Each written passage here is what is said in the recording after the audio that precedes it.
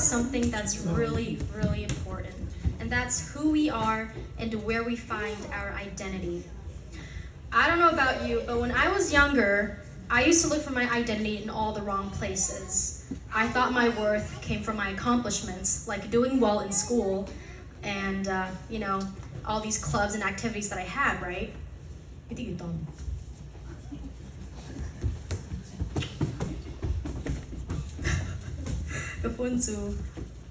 Okay. I tried to find my identity in how many friends I had or how much people liked me. I wanted people's approval, and I thought that if people liked me, then I must be doing something right. But no matter how hard I tried, I never felt like I was enough. I also started to believe that some lies about myself were true. Lies like I wasn't good enough, that I wouldn't amount to anything, or that I was going to fail in life.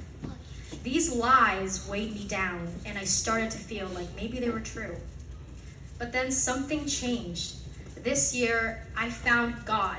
I've been in the church since I was a young kid. I've been in the Sunday schools. I learned my Bible verses. I learned about all these different stories. I knew my Sunday school songs. But this year, something amazing happened where God visited me in my own bedroom. It was February 27th, the night of. He came into my bedroom and he told me, Hoinei, you don't have to worry about all these things. You don't have to worry about how far you're going to be in life. Just focus on today. Just focus on who you are now in the moment, and know that you are my daughter and I'm proud of you. And learning that, it was revolutionary, because before that I attended church, right? I thought I knew everything about Christianity, but little did I know there's a difference between attending the church and thinking you know who God is versus actually having a relationship with him for yourself. Actually pursuing him, actually reading your word, the word that is the Bible that is the truth, that Jesus is the way, the truth, and the life.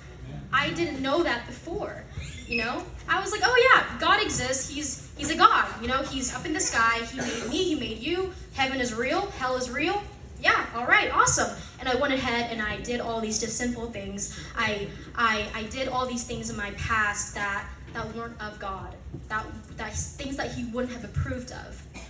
And the whole trajectory of my life changed that one night in my bedroom. I looked at myself in the mirror and I was like, wait, I need to change how I'm living. I need to change my mindset. I need to change the way I view myself and the others around me. But moving forward, let me get back. Something changed. I started reading the Bible again, and I realized that those lies were just lies. They were from the enemy. They were from Satan. They were meant to steal, kill, and destroy who I was meant to be. The enemy wanted me to feel defeated and worthless, but God had a different story for me. In 2 Timothy 1:7, God says, "For God has not given us a spirit of fear, but of love, power, and a sound mind." This verse reminded me that fear and insecurity don't come from God. God gives us strength, love, and a clear mind to know the truth and who we are. Colossians 3:12-14 tells us, "Therefore, as God's chosen people, holy and dearly loved, clothe yourselves with compassion, kindness, humility, gentleness, and patience. Bear with each other and forgive one another. And over all these virtues, put on love, which binds them all together in perfect unity." This verse tells us the truth. We are God's chosen people, holy and dearly loved. That's who we are. We don't have to try to fit in to earn our worth by what we do or what others think of us. Our identity is found in being loved by God and being chosen by Him. So if you ever feel like you're not enough, or like you have to prove yourself to the world, which I thought I had to do time and time again, remember that you don't. You don't. God already loves you just as you are. That's something worth celebrating. We forget time and time again, like we're stuck in our jobs, right? We're stuck in our jobs and our education and all these different things, and the busyness of life and the craziness gets to us. We have to stop and smell the roses. We have to stop and spend our time with God. We have to stop and read our word. The Bible is there for a reason. The Bible is the only book in the world that if you read the Bible, it reads you back. It reads you back. It is powerful.